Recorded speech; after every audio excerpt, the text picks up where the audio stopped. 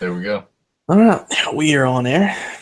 Um, Welcome in, guys. This week we're doing a live show. We had some things going on last night. We couldn't get to it, so bear with us. We've never did a live show before, and given it's Talladega, we probably ain't gonna have much stuff to talk about. We're gonna use Race for the Prizes spin wheel today, so that should be fun to talk about some random drivers. As far as who to pick today, think you got to go 30 through 40 for most of your lineup. PJ is going to talk about how he did good at Daytona earlier this year. He's had some better luck than I have.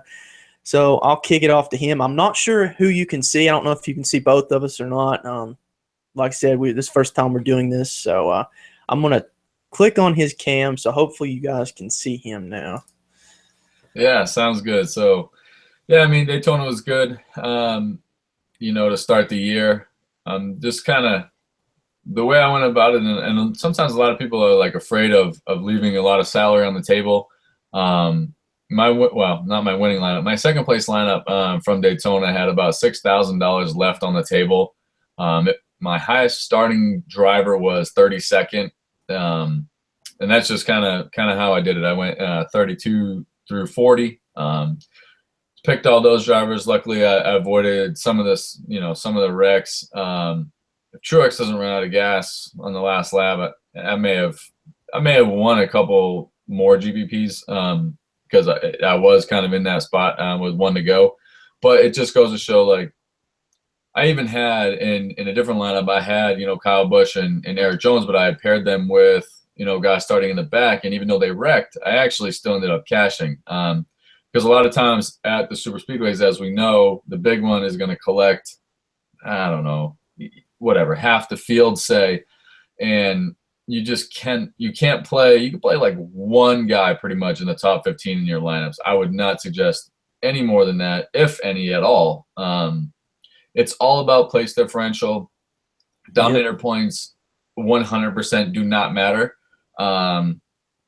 Because even if somebody's going to lead, which is very unlikely, 75 to 100 laps, say they get caught up in the big one, and you got a guy starting in 38th or something like that, and now they're up inside the top 10, that's going to mean way more than the driver that wrecked out getting all those negative points starting up front and getting all those dominator points. So forget about fast laps, forget about dominators, because fast laps happen wherever because of the draft. So, yeah, long story short, play guys and girls in the back, and don't be afraid to leave a lot of money on the table. I mean, we were talking before the show, and you can literally comfortably leave anywhere from 10 to 12,000 on the table and have a legitimate super speedway lineup.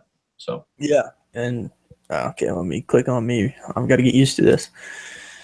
Yeah, I think that's going to be the strategy to go. I think a lot of people are going to pick the 30 through 40, but they're not going to leave the salary. I think a lot of people get caught up in the 50,000 salary, and they're going to do whatever they can to get that 50,000 complete. So with that being said, like I said, we're going to do things just totally different this week. We're going to start 30 through 40 here. I'm going to break down. I'm going to pick a couple of drivers. I really can't break down anything. No, practice speeds don't count. Don't even look at practice speeds. It's irrelevant. You can look at driver history at super speedways. If anything, that's probably what you want to look at. So starting here, 40 through 30. Let's just start with the biggest guy in that range is Jimmy Johnson. And if you don't have him this week, what are you doing? I think he should be 100% in all of your lineups.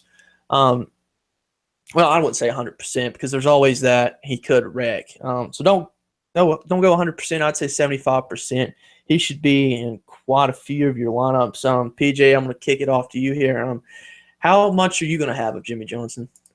Well, so the highest I typically go, like on restrictor plates, typically is 40 to 50% is like my max on drivers. Sometimes though, like in this case with Jimmy Johnson, it was kind of like Daytona, where you really, really, really liked Ryan Blaney. I think he ended up starting 37th, and I had quite a bit of him in that specific race as well. So I think it's okay to take stands on drivers starting this far back that are this good. Yeah. So I wouldn't be afraid of going 75%. That being said, for me on him, I'll land in between the 50 and 75%. I'm not sure, however it kind of works out, but I mean, obviously, like you have to like him. The only thing that's scaring me a little bit on him is the last 7 times that they've been here, he has not been in the top 10. I like anything can happen, obviously, and he is starting far back, and you're never gonna know who's gonna wreck. So you gotta have a bunch of them, but everybody else is gonna have a bunch of them too. So Yeah. it's just gonna be interesting to see where this ownership goes. Yeah, we'll see. Leaving it there with you. Who do you think? Do you think Jimmy Johnson or Dale Jr. is going to be the higher owned driver? Whew, that's actually a really good question, and I haven't even really thought about it. I think the smarter the player, which I think as a whole everybody is getting smarter at super speedways, it's probably going to be Jimmy Johnson. But I think that's totally like egregious. Like I think it should be Jimmy Johnson by a landslide. I think Junior's going to be way overowned. Yeah. Like even if he wins the race, like you're still not. He's not going to get the dominator points to justify like the place differential. So even if he wins the race, I don't know. I don't know. Like he would literally have to win, lead 100 laps, and that would be like the only way that I think he is a good play. And the percentage of that is like slim to none. So 100 times to 1 for me on Johnson to Junior. I would agree because I've been burned by Junior here the past couple of restrictor plate tracks, so races. So I'm with you on that. I think Jimmy Johnson should be in a landslide the highly owned player or racer of the day. Let's move down one spot to Danica.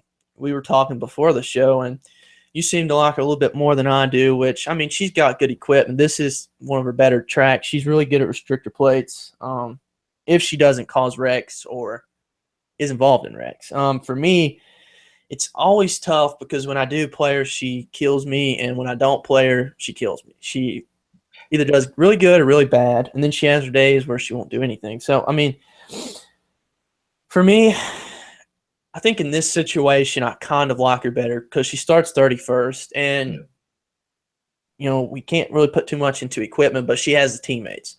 I think she got Kurt Busch, she got Harvick, and she's got Kurt Busch. So,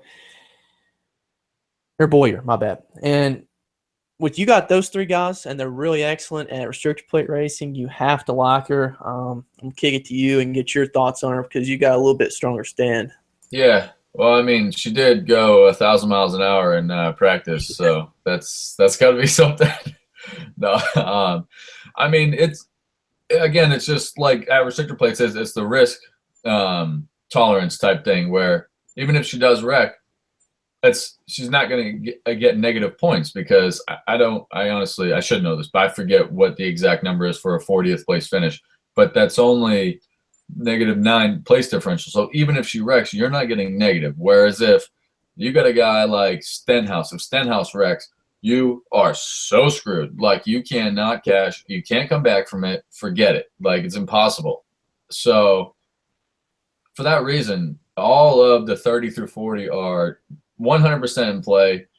Like I'd even mentioned to you, I mean, Reed Sorensen, that's not good car. Like, but he's a veteran, and there's no risk there. Like you can survive him ending up on his roof. Like you can survive that, where you can't survive that stuff from people starting anywhere in the top 15 because that's just how this works as of right now with DraftKings scoring. Like it's impossible. So that's definitely the biggest piece of advice I have. Like you just don't take like too many risks on who's going to win this race. It is 100% a place differential race, like no matter what.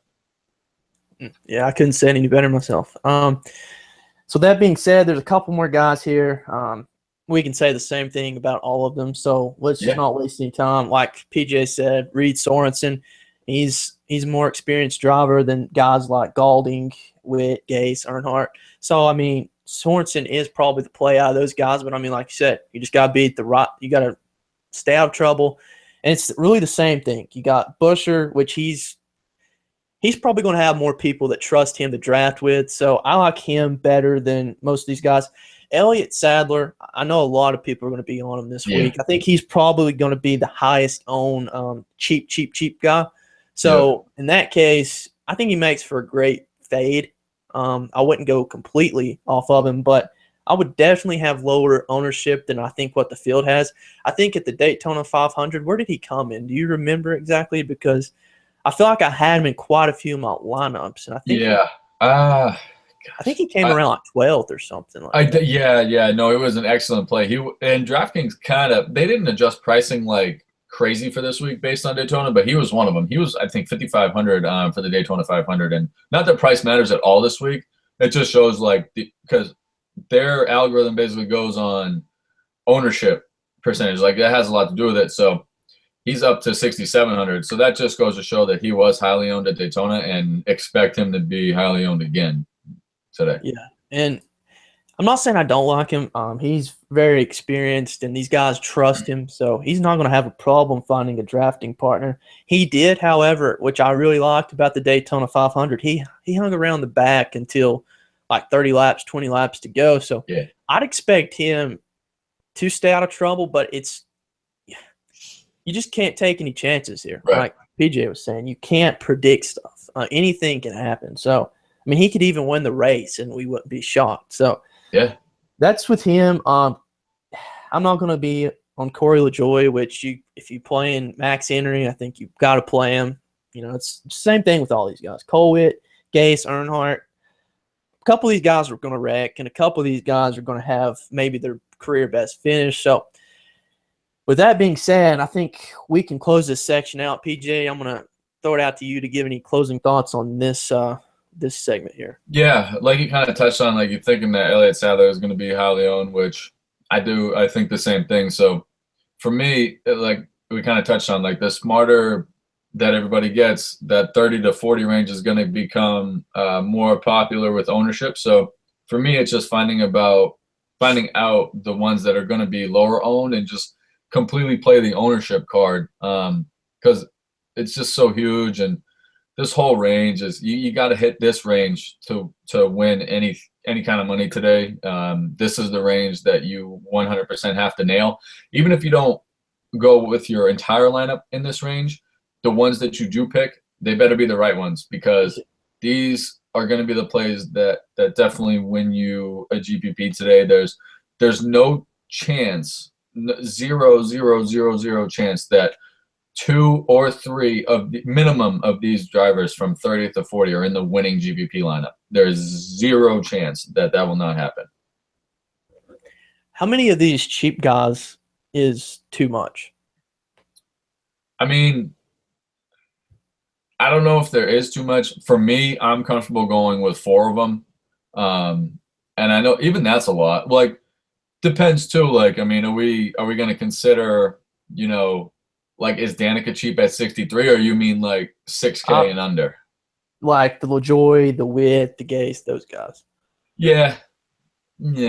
Like I said, I mean, I'm good with Brendan Gaughan. I'm good with Sorensen, and I'm good with Witt. And I don't mind, shuffling in a LaJoie, a Gase, and Earnhardt. I don't mind that. I'm not going to have a bunch of them, but I'm good with having 4 of them in a lineup, just because people are going to see those names. They're going to be like, no, I'm not putting 4 of those guys in a lineup. So you might be able to differentiate a little bit. And again, so safe, because if they miss the big one, if they miss the half the field wreck because they even lose the draft, for crying out loud, like, okay, because if they miss it, if they miss it, that's yes. I mean, like you said, it's a safer play than picking Ricky Stenhouse at 1 and he wrecks. You're done for. So I'd agree with 100%. So now what we're going to do is we're going to race for the prizes, notorious spin wheel. This is one of the things I love doing. So I give him full credit for this. I really love this thing. So to start out, I'm going to spin it, and we're going to see who it lands on. AJ Allmendinger. All right. He Oh, starts 27th. all And right. for me, I love him. He came in third in the Daytona 500. So that right there alone, he's all right at restrictor plates. So I wouldn't call him the best. But I think there's enough people that trust him. And I think he's been around. He's raced here tons of times. He's had his fair share of bad luck, I will say. I'm a big Allmendinger guy for myself as a fan. So starting 27th, fire him up because he starts 27th and he can, Right. like I said, he can come in third. So that's where I am. I think he's an excellent play this week. And if I was max entering, I'd probably want to get more Allmendinger than the average player. Starting 27th. That's pretty much all that you need to know. There's literally not much more to say.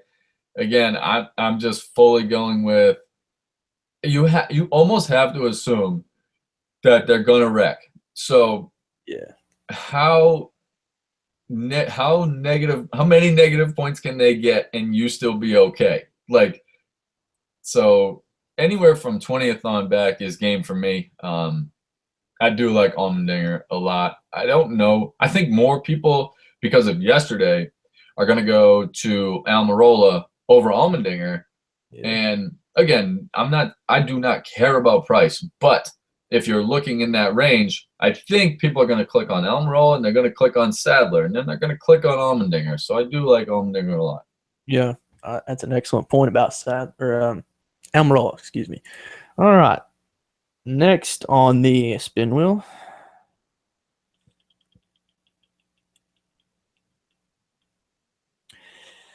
PJ's guy, Ryan Newman. Man, I'm just going to throw it right to him on Ryan Newman.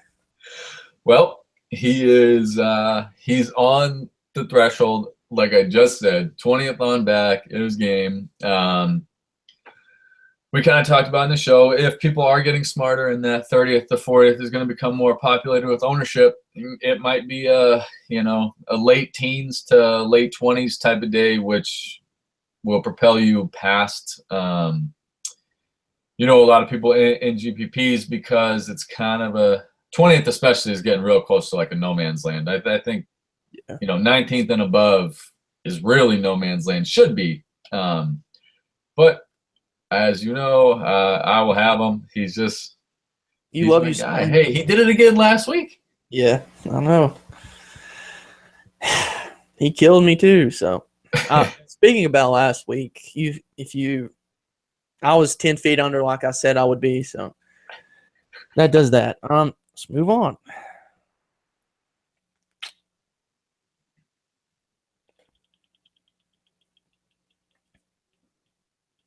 All right. Matt DiBenedetto. Let's see where he started. He starts 26th. I mean, I think this is one of the guys you're going to have to say, forget the price, forget his history, forget his equipment. I mean, starting 26, that's, like you said, anything 20 on back is game. And I think a lot of people are not going to be on him. I think you can get him for extremely low ownership this week. I'm not saying I like him. Not saying that I will pick him. But if you're a guy that likes to take chances, I think this is one of the guys that him and Landon Castle, one spot above him, those two guys could very well win someone at GPP today. What's your thoughts on Matt DiBenedetto? Yeah, absolutely. I'm hoping that with him and Castle, like with them starting 25th and 26th, I'm hoping that people look at it as, oh, they're starting too far up. I don't want to play them. There's too much risk there. But again, they're probably going to be way lower owned than than Sadler, than Busher, than Danica. Yeah. They're all right there. And like I told you, I mean, it's just got to play the ownership game. And I think those guys are definitely going to be low owned. It's obviously a little more risk because they're starting higher up, but more risk, more reward in this case. So I do like them. Yeah, totally agree. All right, let's move on. Hopefully we can get some big names here. I don't know what's wrong with this wheel.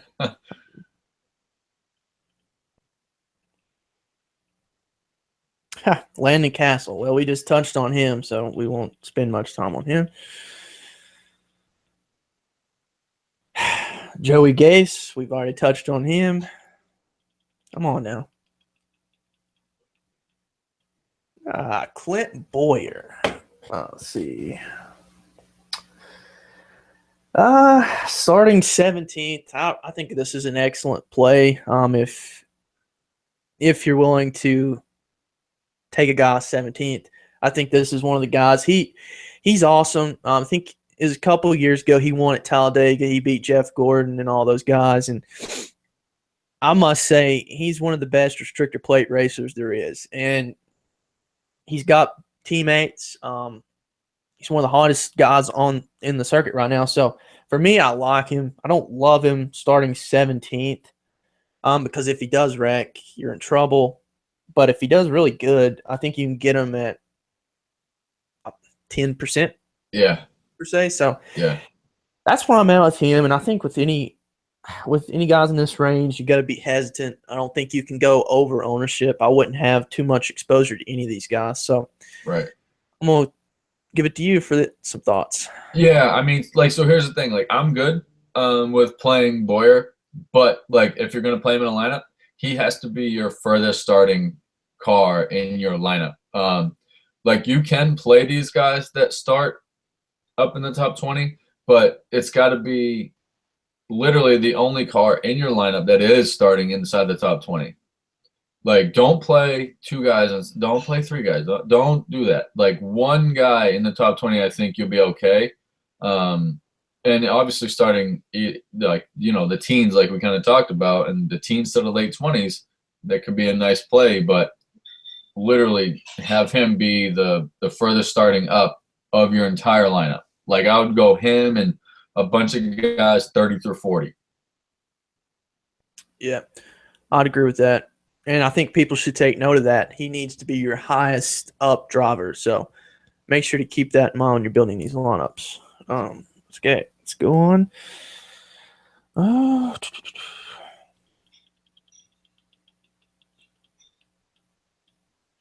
We already touched base on Danica. Don't think we need to talk about her anymore.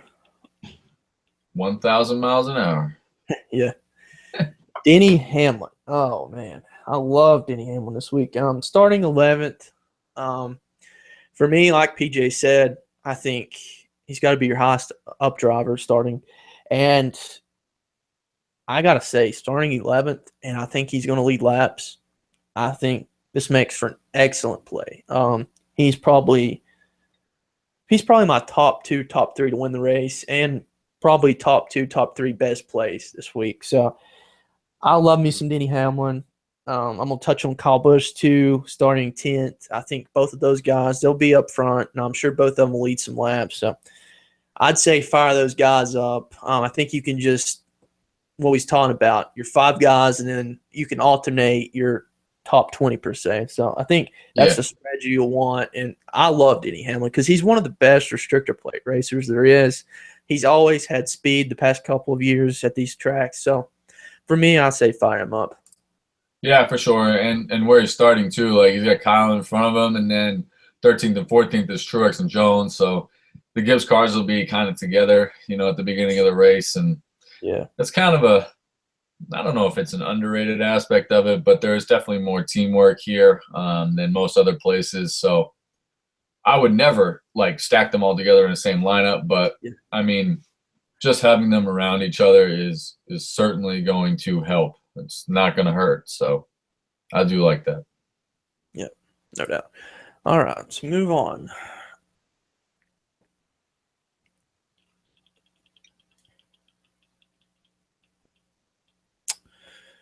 Joey Gase again. I might need to restart this thing.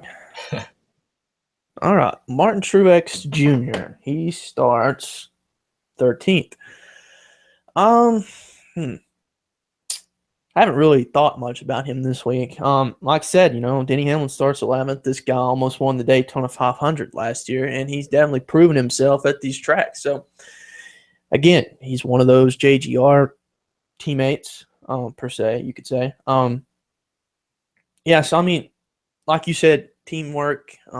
If you don't have any teamwork, you're going to be going through the middle and you're going to go right to the back. I think these guys work well together. I think the Toyotas work so well together. They're probably the best at working together. So for me, I think he might be one of the lower owned big name guys.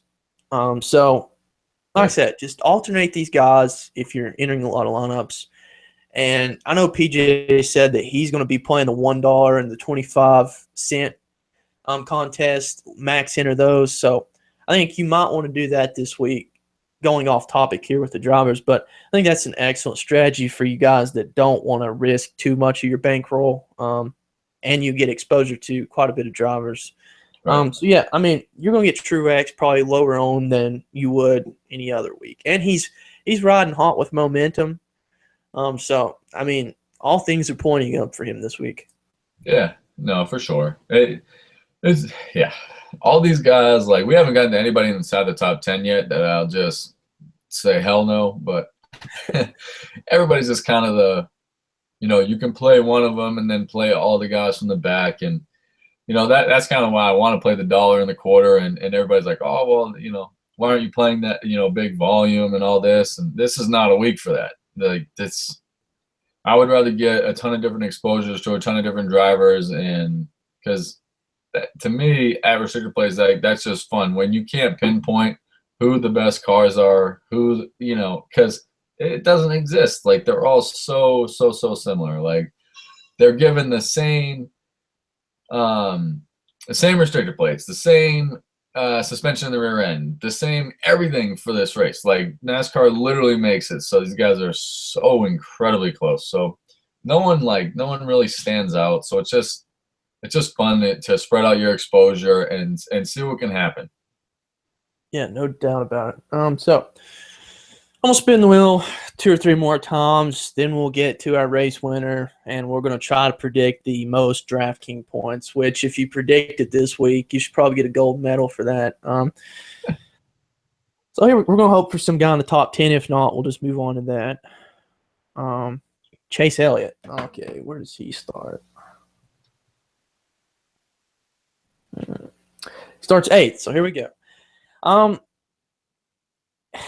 It goes back to Denny Hamlin. He's been one of the stronger guys here lately at these tracks. He can go out front.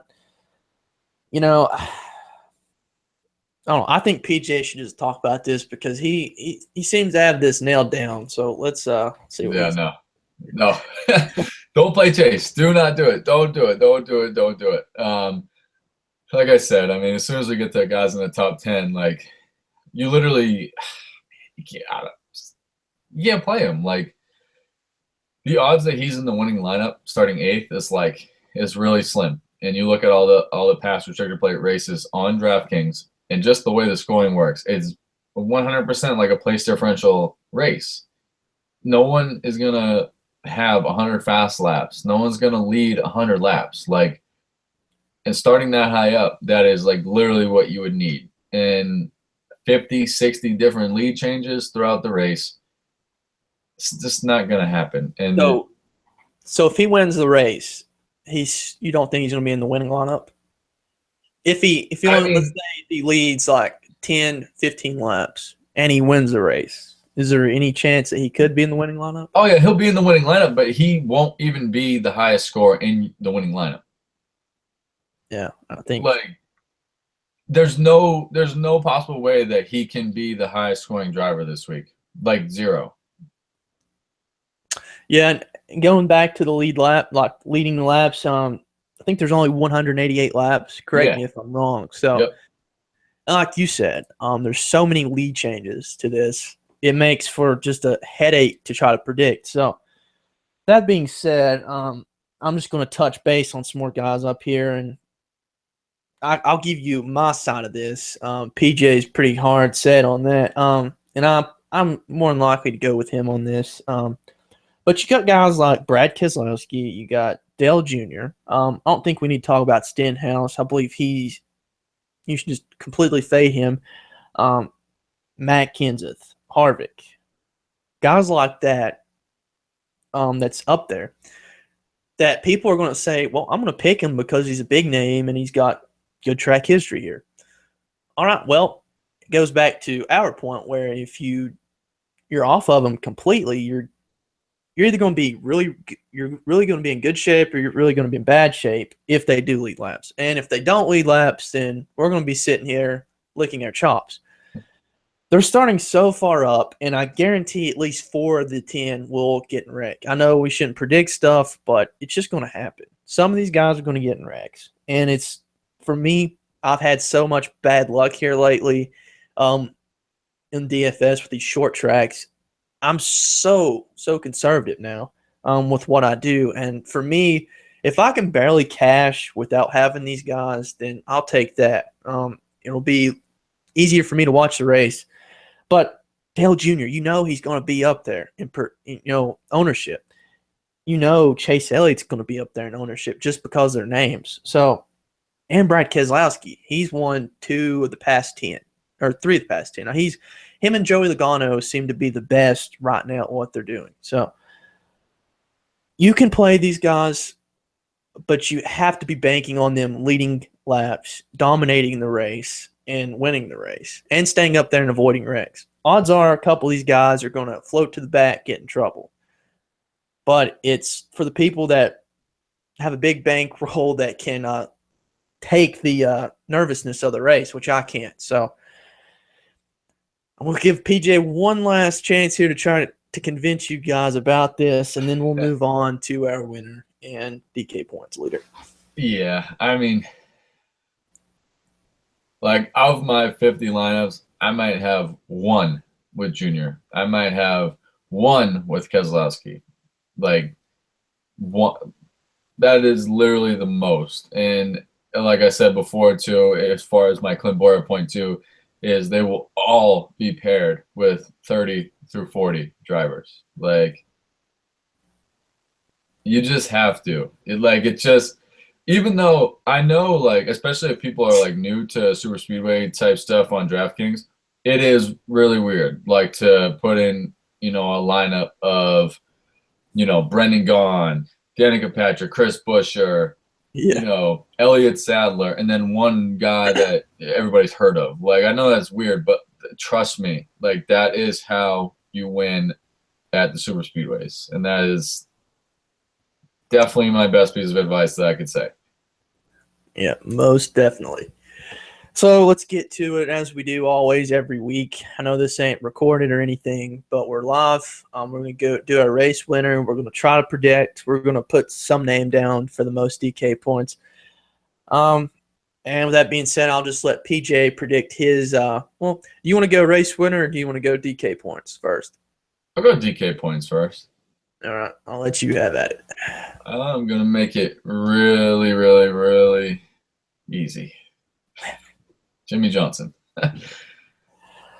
Starting far enough back. Starting 30th. If he comes in top 5, it's monster day. That's where I'll go. Really can't say much more. No. I know I probably stole it from you, but I mean, yeah, I think that's the logical decision there. For me, I want to make it real interesting here. I'm going to say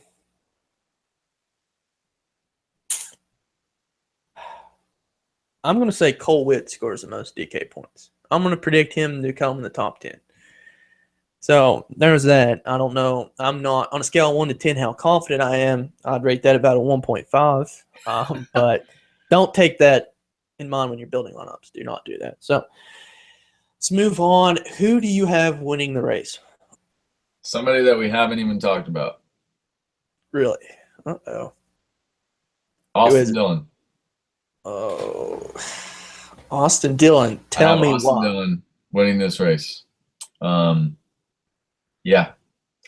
I just think that it's time for him. Restrictor plates, well, obviously last year with that wreck at Daytona, not so good for him. He was lucky to make it out of that one alive. I don't know if do you remember that wreck? Yeah, I do. Oh, man. Whew. That one was bad. But I do like him a lot this week, and I don't think many people are talking about him. And I would agree.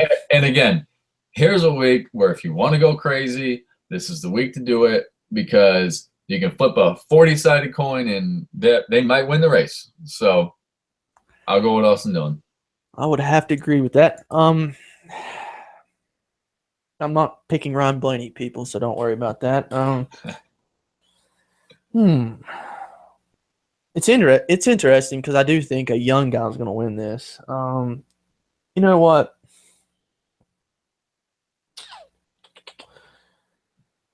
Give me Casey Kane. I'd said a young guy just then, but I'm gonna take back what I said. Casey Kane, like you said, no one's really talking about this guy. So Casey Kane just not had any luck the past 2 years, 3 years. For whatever reason, the equipment, whatever. I don't think it's the equipment issue. I really don't. I think it's more of the crew chief driver type deal. But everyone's on equal equipment. All you got to do is drive straight, keep the gas plugged in. So he's got enough teammates. He's got enough support from the industry to, float up there, be around, push, do that thing. So I'll go with Casey Kane. Like I said, I'm not confident about it. PJ said that you can flip a coin every which way and you'll have a winner. So yeah, if not him, I'll go some guy like Eric Jones or something like that. We can sit here all day and predict the race winner, but yeah, that's really all we can say about it. So I believe that will do it, guys. Be sure to subscribe and like this. I know it's live, so I don't know how this is going to go down on YouTube, but like I said, be sure to subscribe, like the channel, and best of luck to you guys this week. Good luck this week.